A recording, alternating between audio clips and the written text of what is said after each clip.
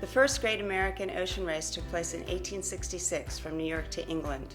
The Transatlantic Race 2015 is the 30th competition across the northern Atlantic Ocean. This 2,800-mile course remains one of the most demanding sailing adventures. This summer, 38 teams have chosen to accept the challenge. I've crossed the Atlantic 0 times. As of right now, the day before the race, the winds look very good for the first 3 or 4 days, so we're hoping for maybe a 14 or 15 day crossing if we're lucky. And so it's a very unique boat. It's basically meant to do races exactly like this. We're planning to go out with 3 hours on, 3 hours off, so essentially you're single-handing, just 3 hours at a time. Anytime there's a major sail change, you just have to put a reef in, like lower the mainsail a notch. That you can do by yourself, no problem. But if we want to change a head sail, typically you'd wake the other person up just so there's somebody in back. Not because you can't do it on your own, but because if something goes wrong, you don't want to have a sail go under the keel or shrimp it and really cause damage. What attracts me to the race and why am I doing it? Challenge, adventure, fun.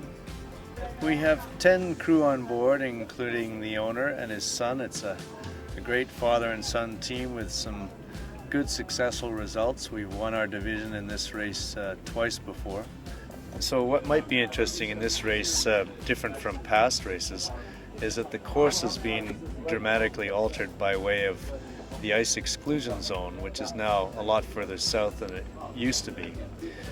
Is that global warming? Perhaps. Either way, it means that the fleet for the first 1,000 miles will be all having to go out in the same direction as to opposing strategies, or whether you went north up the coast, followed a rum line, or went south looking for the Gulf Stream. Oh, I love the long-distance ocean racing, and I've been doing it really most of my adult life. The transatlantic racing is pure pleasure for me. Well, my first transatlantic crossing was one day after my college graduation. How many days it takes to get across the ocean is so weather dependent. It's a guess. I'm the skipper and the navigator, so my job is to make sure we go to the right places. Everybody wants to know what we're going to eat.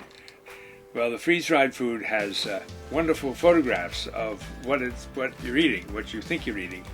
But in fact, when you open it up, it's all mush, and it is a close cousin to dog food. Well, I think we have many assets in the boat, most of which are human. And I think our guys put in a lot of effort and make this a unique boat to challenge. Obviously, you've got some real turbo sleds sitting behind us here, and they'll be chasing us all the way, but I think every boat has a chance to win. I hope we do too. Well, I just was briefed by our navigator, and I think our safe bet is in the 8 to 10 day category. Watch schedule is 4 hours on, 4 hours off deck, and we'll split the 2 watches into so that we have 2 people coming on deck fresh every 2 hours.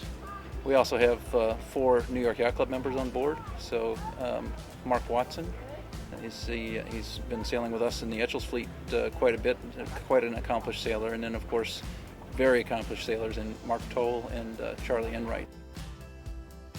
When you get to my age, if you're fit, this is what I love doing.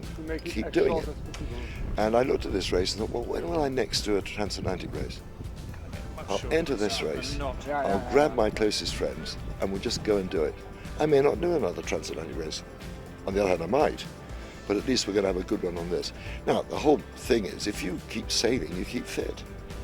And I don't think of myself at 76, I think of myself at 49. And while you continue to think that way, you act that way, and that keeps you fitter.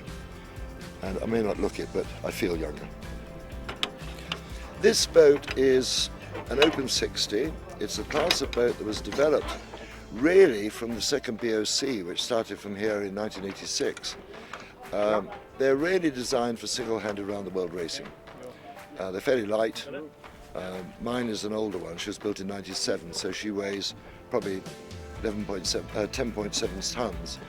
Well, the other 2 solo sailors I've got with me is Dilip Donde, who's commander in the Indian Navy, He was the first Indian to sail single-handed around the world. And Bernard Gallet, who's completed a Vendée. And Bernard and I crossed the Atlantic together 6 times, so we're quite used to each other. So I've got 2 very experienced seamen, but we're also interested in racing, so should be good.